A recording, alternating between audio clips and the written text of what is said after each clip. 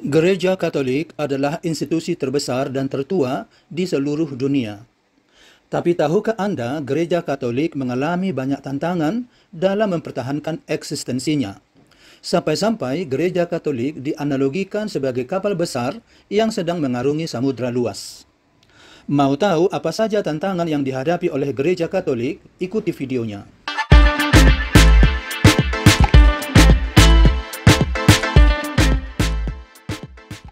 Dilansir dari berbagai sumber, inilah dia 6 tantangan yang dihadapi Gereja Katolik dewasa ini.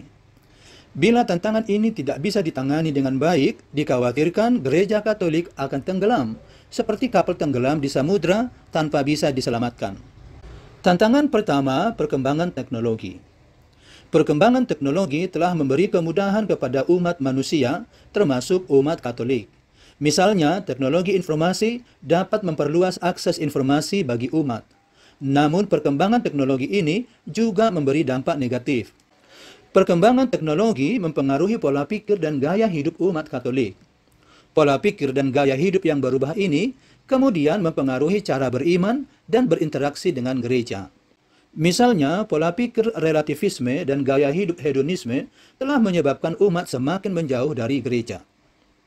Tantangan kedua, pluralisme agama. Di seluruh dunia, bahkan di Indonesia sendiri, terdapat banyak agama dengan teologi dan konsep ketuhanan yang berbeda-beda. Banyaknya agama ini memberi tantangan tersendiri bagi Gereja Katolik. Berkembangnya teknologi membuat interaksi antar pemeluk agama meningkat. Hal ini membuat terjadinya pertukaran informasi yang semakin intens, sehingga umat Katolik menjadi terbiasa dengan ajaran-ajaran dari agama lain. Umat Katolik pun memiliki peluang untuk melakukan perbandingan ajaran. Dalam konteks ini, tantangan yang dihadapi Gereja Katolik adalah sulitnya gereja mempertahankan identitas dan ajaran gereja karena adanya kecenderungan bagi umat Katolik untuk memiliki paham relativisme, yakni paham yang menganggap bahwa semua agama adalah sama karena sama-sama mengajarkan kebaikan. Tantangan ketiga, perubahan moralitas. Seiring dengan meningkatnya arus modernisasi, perubahan moralitas dan nilai-nilai sosial pun ikut berubah dalam diri umat. Perubahan moralitas dan nilai-nilai sosial ini mempengaruhi perilaku dan cara umat memahami ajaran gereja.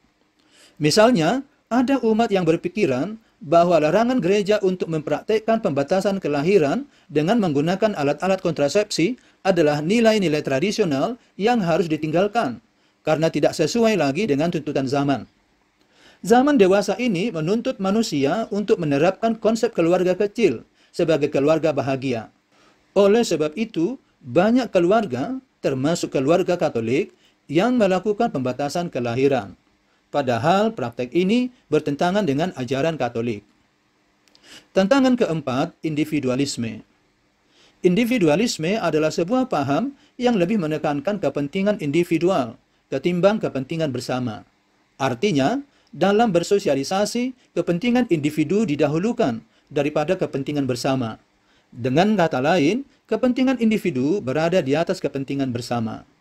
Sementara itu, Gereja Katolik menganut paham kolektivisme, yakni paham yang lebih mementingkan kepentingan bersama atau kepentingan gereja. Artinya, kepentingan bersama berada di atas kepentingan individu. Berdasarkan pengamatan, praktek individualisme dalam Gereja Katolik semakin hari semakin intens dan membuat umat semakin menjauh dari gereja. Tantangan kelima, radikalisme. Gerakan radikalisme di dalam agama tertentu membawa tantangan yang berat bagi Gereja Katolik. Hal ini disebabkan gerakan radikalisme dari agama lain menimbulkan intoleransi dan diskriminasi agama. Dalam konteks Indonesia misalnya, tak jarang kita melihat praktek-praktek intoleransi dan diskriminasi seperti pelarangan beribadah, pelarangan pendirian gereja, persekusi terhadap umat Katolik, dan lain sebagainya.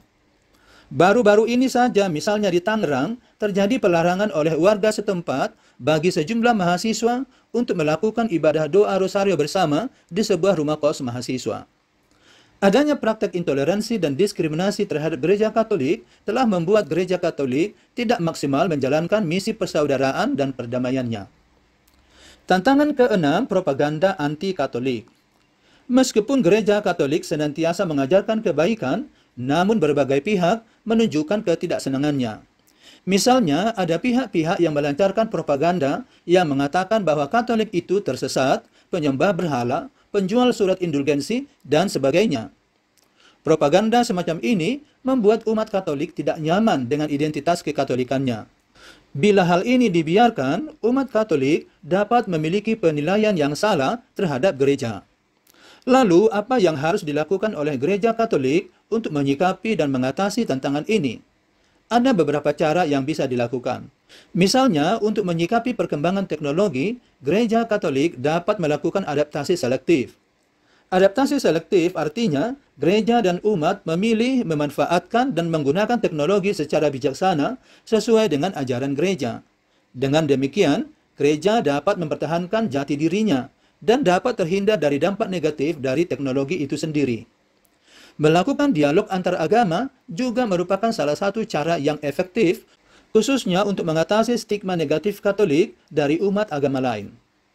Pada umumnya, adanya pandangan negatif dari umat lain terhadap Katolik adalah disebabkan kurangnya pemahaman mereka tentang ajaran gereja Katolik. Dengan berdialog secara terbuka, maka tantangan ini dapat diatasi dengan baik. Untuk mengatasi pola pikir dan gaya hidup umat yang cenderung menjauhkan umat dari gereja, membuat ajaran gereja tetap relevan dengan kehidupan umat sehari-hari merupakan langkah penting dan mutlak dilakukan.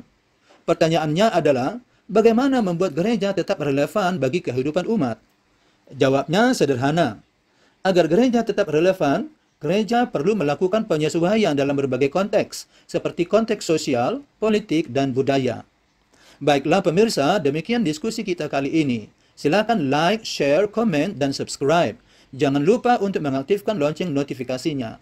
Thank you very much for watching.